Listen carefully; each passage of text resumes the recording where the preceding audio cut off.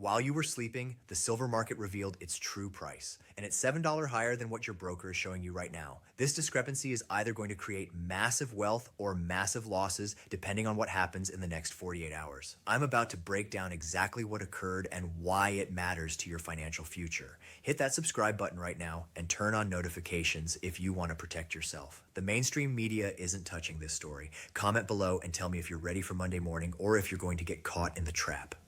During the holiday season, while you enjoyed festivities, something remarkable occurred. Western trading floors sat empty and dormant, yet across the Pacific, the Shanghai Gold Exchange, Earth's largest physical silver marketplace, documented a transaction that should concern everyone. Physical silver exchanged hands at $82 per ounce. This wasn't theoretical. This wasn't derivatives. Actual metal transferred ownership at that figure. Meanwhile, every Western screen displayed $74.87. Kitco showed it. Bloomberg confirmed it. Your investment platform agreed. A $7 chasm existed between Shanghai's reality and Western perception. This divide will either create fortunes or obliterate portfolios completely. Before proceeding further, understand this clearly. Nothing presented constitutes investment guidance. You bear full responsibility for financial choices. Conduct independent investigation. Consult qualified experts. Never risk funds essential for survival. My purpose involves revealing market mechanics obscured from public view. Why does this $7 discrepancy exist? Most investors misunderstand precious metals operations. These markets function continuously, but not uniformly. The COMEX in New York dominates price discovery for silver. Futures trading establishes benchmark values. Christmas Day shut down COMEX completely. London's LBMA closed simultaneously. For 36 consecutive hours, Shanghai stood alone as the sole major venue actively exchanging physical silver. During that window, absent Western banking interference, absent algorithmic suppression, absent typical paper contract manipulation, genuine physical silver pricing emerged naked and undeniable. $82. That represents real cost when acquiring actual metal, not shuffling contracts electronically. Consider Monday's opening bell. That $7 void must resolve somehow. Two paths exist, both carrying massive implications. Should Western quotations surge $7 upward matching Shanghai, every trader positioned against silver faces margin liquidation. Forced purchasing on enormous scale could potentially drive silver toward $90 or beyond within hours. However, the alternative scenario destroys wealth. If COMEX launches with massive paper contract dumping, if major commercial institutions flood markets with selling pressure forcing quotations downward, Shanghai must follow. Everyone who purchased physical metal in China at $82 suddenly holds inventory worth less than purchase price. That's the Monday danger. You won't identify which direction the gap closes until reaction becomes impossible. This $82 Shanghai print wasn't random occurrence. Pressure built for months, approaching critical breaking point. Silver gained 158% throughout 2025, the largest annual increase since 1979. We're witnessing the biggest movement in 46 years. This transcends typical bull markets. Fundamental market architecture is shifting. Physical supply collapsed entirely. Shanghai Futures Exchange warehouses currently store merely 531,000 kilograms of silver. That's the lowest stockpile witnessed across a decade. The U.S. Mint exhausted silver coin inventory. The Royal Canadian Mint cannot maintain silver bar availability. Dealers throughout North America operate under allocation for weeks, literally unable to obtain metal for customer sales regardless of demand. Industrial purchasers cannot cease buying silver. Solar panel manufacturers require it. Electric vehicle producers depend on it. AI data center construction demands it. These corporations cannot postpone purchases awaiting lower quotations because delays halt production completely. Economists label this inelastic demand. When silver traded at $30, Tesla acquired it. At $50, purchases continued. At $75, acquisition accelerated. At Shanghai's $82, buying intensified further because these companies recognize something critical. Supply won't return. Within 1 week, January 1st, 2026, brings China's most restrictive silver export regulations in modern history. Any enterprise selling silver internationally must demonstrate annual production capacity exceeding 80 tons. Most smaller refineries and merchants cannot satisfy that threshold. Complete lockout from export markets results. The outcome is straightforward and alarming. Chinese silver remains in China. Global supply just decreased 70%. China controls 70% of worldwide refined silver production. When export restrictions activate, remaining nations compete for leftover 30%. That fraction already serves existing contracts, industrial commitments, and governmental reserves. Nothing remains for retail purchasers. Nothing exists for individuals who awaken January 2nd deciding to acquire silver. When observing Shanghai's $82 quotation, you're not seeing a bubble. You're witnessing early price discovery in a market recognizing supply disappearance. Western markets haven't incorporated this reality because Western markets were dark. Shanghai operated fully aware, revealing silver's actual cost when alternative sources vanish. Understanding Monday's potential violence requires grasping a technical concept, backwardation. Normal commodity markets price futures higher than spot. This makes logical sense. Agreeing to deliver silver 6 months forward costs more than today's price due to storage, insurance, and financing expenses. That premium for future delivery, called contango, represents normal market conditions. When markets enter backwardation, everything reverses. Spot price for immediate delivery exceeds futures pricing. That's abnormal. That signals extreme stress. People willingly pay more for silver today than for promises of silver 6 months forward. They distrust the promise. They doubt silver will actually exist in 6 months.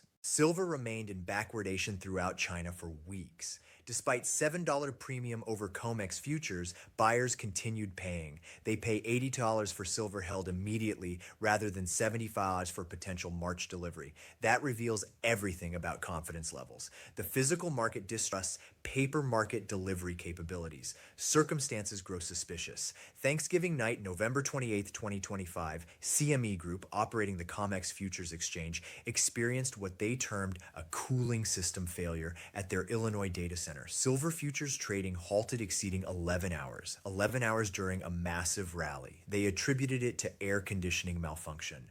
That identical morning, the Federal Reserve executed an emergency repo operation, injecting $24.4 billion liquidity into the banking system, $24 billion on the Friday following Thanksgiving, one of the year's quietest trading sessions. Why? Banks needed immediate cash covering margin calls. Market speculation suggests a large Asian buyer, probably Chinese, ordered massive physical delivery from COMEX and the exchange couldn't fulfill delivery. So they shut down markets, arranged emergency calls, secured emergency liquidity, and reopened 11 hours later, blaming cooling systems. Whether accurate or not, the fact this scenario seems plausible reveals system fragility. Futures markets assume most contracts settle through cash, not metal delivery. If excessive physical delivery demands emerge, the entire system fractures. Thanksgiving night nearly witnessed that fracture. 1 month passed since that event. Silver climbed from $60 to $75 in the West and $80 in Shanghai. Pressure intensified, inventory declined further. We're approaching Monday morning where Western traders observe that $7 gap and make instant choices. Do they chase prices higher? Attempt shorting it downward? Panic? Here's my projection. COMEX opens with violent upward gap. Silver rips towards $78 or $79 within the first trading hour as algorithmic systems reconcile Shanghai pricing. That triggers cascading buy stops and short covering, pushing us toward $82 in New York by midday Monday. Once the West officially acknowledges $82 as genuine pricing, we don't stop there. We push toward $85, then $90, because industrial buyers who waited hoping for pullbacks realize the pullback never arrives. But here's the danger. If I'm incorrect, if commercial banks possess sufficient power smashing prices back down, if they dump enough paper contracts forcing a sell-off, then everyone who bought at $80 in Shanghai holds underwater positions. Everyone purchasing the gap up Monday morning gets stopped out and loses money. That's the hazard. You're betting the physical market wins. You're betting the paper market finally lost control. If wrong, you get crushed. What should you do? If you already own physical silver, do nothing. Hold. This isn't selling time. If silver reaches $90 or $100, you want ownership. If it pulls back to $70, you still want ownership because this represents a long-term structural movement. The supply deficit is genuine. Industrial demand is genuine. Chinese export restrictions are genuine. This situation doesn't simply vanish. If you don't own silver yet, if you're holding cash awaiting a dip, understand something crucial. The dip might not materialize. We might gap from $75 to $85 and never retreat. If that happens, if you miss this movement because you awaited $70 or $65, you'll chase it at $100. The optimal time for buying was 6 months prior. The second optimal time is immediately. But if you wait until Monday and attempt buying into the gap up, you're purchasing at the worst possible moment, precisely when the trap is most dangerous. Let me discuss mining companies because huge opportunity exists here. If you cannot obtain physical silver, if dealers are sold out or charging insane premiums, the next best option involves owning production companies. At $75 silver, profit margins for silver miners are absolutely massive.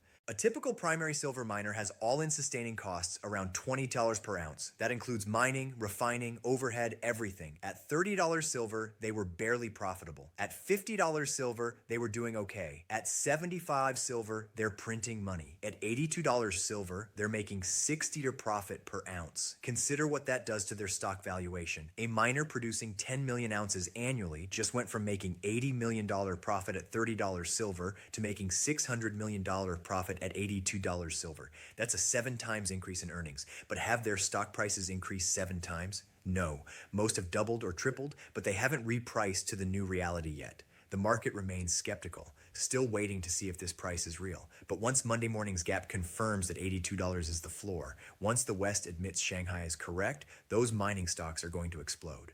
The beautiful thing about miners is they're liquid. You can buy them, you can sell them. You're not dealing with premiums or shipping delays or storage fees. You just click a button and own a piece of a silver mine generating $60 per ounce in free cash flow. But you have to be selective. Not all miners are equal. You need ones that are unhedged, meaning they haven't locked in future sales at lower prices. You need ones in safe jurisdictions because if silver hits $100, governments will start talking about windfall taxes or nationalization. And you need ones with low debt because high leverage works both ways. If silver pulls back, leveraged miners get destroyed. Now let's discuss what happens if I'm correct. If silver gaps up Monday and holds above $80, what comes next? I think we're looking at a 3-stage movement. Stage 1 is gap fill and confirmation. That's Monday through Wednesday. We gap from $75 to $80, maybe $80. We consolidate and hold. The shorts cover, algorithms recalibrate. By Wednesday, $80 is the new floor. Stage 2 is industrial panic. That's the remainder of December into January. Chinese export restrictions go live. Supply tightness becomes undeniable. Industrial buyers who thought they could wait start placing orders at any price. We grind from $80 to $90, then $90 to $95. This stage is slower, not a panic spike, just relentless buying with no sellers. Stage 3 is public mania. That's when silver breaks $100 and makes the front page of every financial news site. That's when your uncle, who hasn't thought about silver since 2011, calls asking if he should buy. That's when ETFs see massive inflows. That's when momentum traders pile in, and that's when we go from $100 to $120, maybe $150 in weeks. But here's the thing about stage 3. By the time it happens, you're not buying anymore. You're selling, or more accurately, you're swapping. You're taking your silver and trading it for something productive, real estate, a business, or gold at a favorable ratio. You're not selling it for dollars, because by the time silver's at $150, the dollar is in free fall. That's why silver is at $150. You don't trade the hardest asset for the softest currency. You trade it for another hard asset. The gold to silver ratio right now is about 60 to 1. That means it takes 60 ounces of silver to buy 1 ounce of gold. Historically, that ratio has gone as low as 15 to 1 during silver manias. If we get back to 30 to 1, which I think is very possible, you can swap your silver stack for twice as much gold as you can today. That's the trade. You ride silver up, swap into gold at the peak, preserve your wealth without ever touching fiat currency. Now, let's talk about the elephant in the room. What will the government do? Because make no mistake, if silver goes to $100, if it disrupts industrial supply chains, if it creates a financial crisis for banks that are short, the government will intervene. They have to. They can't let a commodity market blow up the derivatives complex. So what tools do they have? First, they can raise margin requirements on futures contracts. They've done this before. In 1980, when the Hunt brothers tried to corner the silver market, COMEX raised margins to 100%. You had to put up the full value of the contract just to hold the position. That killed the rally and forced liquidation. They'll do it again if necessary. Second, they can implement position limits. They can say no single entity can hold more than a certain number of contracts. This prevents hoarding and short squeezes. It gives commercials breathing room. It's a blunt tool, but it works. Third, they can declare force majeure. This is the nuclear option. The exchange or clearinghouse declares that due to extraordinary circumstances, they cannot fulfill their obligations. Contracts get settled in cash at a price they determine, not the market price. If you're long silver at $100 and they declare force majeure and settle you out at $80, you just lost 20% and there's nothing you can do. This is why physical silver in your possession is so critical. They can manipulate the paper price. They can change futures exchange rules. They can halt trading. They can force cash settlement, but they cannot take metal out of your safe. If you hold it, you own it. When the dust settles, when contracts are unwound and lawsuits are filed and new rules are written, the person holding physical metal wins. Now, I want to address something I keep seeing everywhere. People asking, should I wait for a pullback? Should I wait for silver to come back down to $70 or $65 before buying? I understand the logic. Nobody wants to buy the top. Nobody wants to buy at $82 and watch it drop to $70. But here's what you're not considering. What if it doesn't pull back? What if Monday gaps up and we never see $75 again? Think about it. Shanghai's price is $80. Western price is $75. That gap has to close. It closes by Shanghai coming down or New York going up. If you're waiting for a pullback, you're betting Shanghai comes down. You're betting Chinese buyers suddenly lose interest. That industrial demand evaporates. That export restrictions don't matter. Do you really think that's happening? Or is it more likely New York catches up Shanghai? That Western traders wake up Monday and realize they've been wrong, that the paper price has been suppressed, that the real price is $82 and going higher. If that's what happens, and I think it is, then waiting for a pullback is the same as waiting to miss the move entirely. Let me tell you what happened in 2020. Silver was trading at $12 in March of 2020. Refineries shut down because of COVID. Physical premiums exploded. You couldn't buy a Silver Eagle for less than $25 even though spot price said $15. People waited for premiums to come down. They waited for the market to normalize. By the time it did, spot was at $30. The pullback never came. People who waited paid double. This is the same setup, but bigger. Refineries aren't shut down because of a virus. They're shut down because there's no metal. Premiums aren't high because of temporary demand. They're high because of structural deficit. And the gap between physical and paper isn't $2. It's $7. If you wait, you're going to pay more, not less. Now, I want to be very clear about something. I'm not telling you to buy silver. I'm not your financial advisor. I don't know your situation or risk tolerance. What I am doing is laying out facts as I see them and explaining the mechanics of what's happening. You have to make your own decision. Always do your own research. Consult with qualified professionals. Never invest money you can't afford to lose. But if you're asking what I would do, here it is. If I didn't own any silver, I'd be buying right now. Not all at once, not going all in at $75, but scaling in, buying a little bit every day regardless of price, because I believe the trend is up. And I believe the risk of missing the move is greater than the risk of a short-term pullback. If I already owned silver, I wouldn't be selling. I'd be holding and being patient, because even if we pull back to $70, even if Monday is a disaster and the gap closes down instead of up, the long-term trajectory is clear. The supply deficit is real. Industrial demand is real. Chinese restrictions are real. This is a multi-year bull market, and we're still in early stages. And if I was looking for leverage, if I wanted to amplify returns, I'd be looking at miners. Not ETFs, not junior explorers with no revenue. I'd be looking at established producers with low costs, strong balance sheets, and exposure to rising silver prices. Because when this really gets going, when we're at $100 silver and mainstream media finally pays attention, those stocks could be up 500 to 1,000%. Let me paint you a picture of Monday morning. You wake up and check your phone. Silver is trading at $78 in pre-market. It gapped up $3 overnight. You're excited, nervous, wondering if you should buy. By the time markets officially open, it's at $80. Momentum is building. Shorts are covering. Algorithms are chasing. Within an hour, it's at $82, matching Shanghai's price. Now the question is, does it stop there or keep going? If it stops, if $80 is the top and we spend days consolidating, then okay, you have time. You can wait and watch. But if it doesn't stop, if it blows through $82 and hits $85 by lunch, then you're chasing. And chasing is how you lose money. The trap is not knowing which scenario plays out until it's too late. That's what's called the Monday morning trap. The decision you make in the first hour of trading could define your next 12 months. Do you buy into strength and risk a pullback? Do you wait and risk missing the move? There's no perfect answer, only the choice you make and consequences that follow.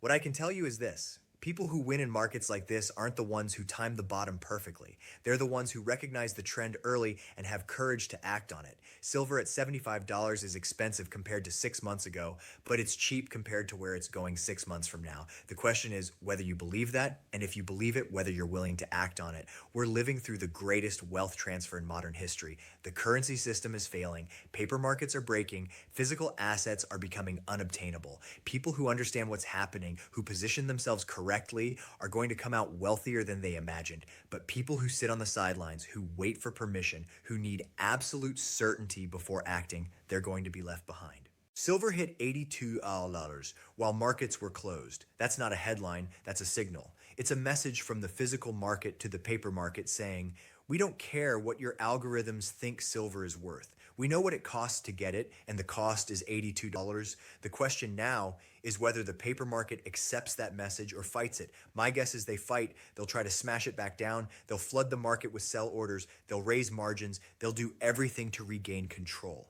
But I don't think it works this time. Physical demand is too strong. Supply deficit is too severe. Chinese restrictions are too binding. And when the paper market finally admits defeat, when they accept that $82 is the floor and not the ceiling, that's when this goes parabolic. That's when we go from $82 to $90 to $100 in weeks. And if you're not positioned by then, you're not getting positioned, because once mania starts, once the public piles in, premiums go insane. You'll be paying $120 for a silver eagle when spot is at $100. The window closes fast. Here's what you need to understand. The Monday morning trap isn't just about Monday. It's about the entire next phase of this bull market. It's about whether you recognize what's happening and act accordingly, or whether you hesitate and miss it. People who bought at 25 and held through volatility are sitting on 300% gains. People who waited for a pullback that never came are still waiting. Don't be the person still waiting when silver is at $150. Don't be the person who looks back in 2 years and says, I knew it was going up, but I didn't buy. Because that regret is worse than any short-term loss. You can recover from buying at the wrong price. You can't recover from not buying at all. The choice is yours. The information is in front of you. The mechanics are clear. The catalysts are real. What you do with that information is up to you. But whatever you decide, decide fast, because Monday morning is coming, and when it does, the trap snaps shut.